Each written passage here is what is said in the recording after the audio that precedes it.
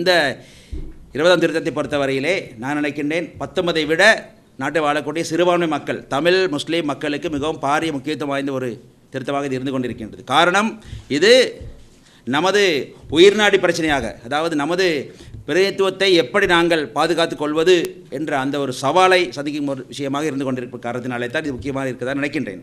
ஆகவே இதை பொறுத்தவரையில் நேற்று முதல் நாள் கூட கடைசியாக பாராளுமன்ற அமைச்சரவை உபக்குழு கூட்டம் ஒன்று நடைபெற்றது. நண்பர் திகாம்பரம் அவர்கள் நாட்டில் இல்லாத காரணத்தினாலே நான் அழைக்கப்பட்டு நான் கலந்து கொண்டிருந்தேன்.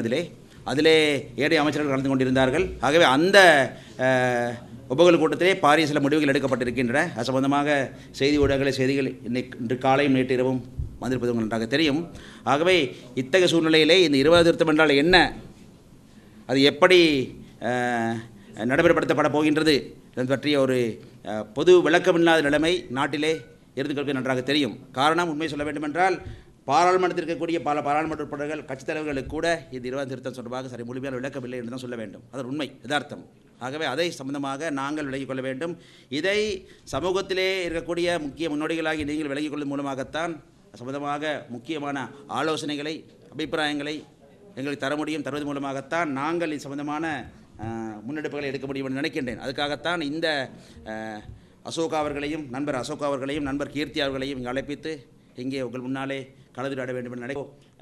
You must have noted in the Tamil and other media also that I have expressed satisfaction in respect of the discussions how it went at the subcommittee meeting. Some of our proposals, mostly the composition of the Delimitation Commission was in the original proposal it was 5 members to be would act as members of the Delimitation Commission.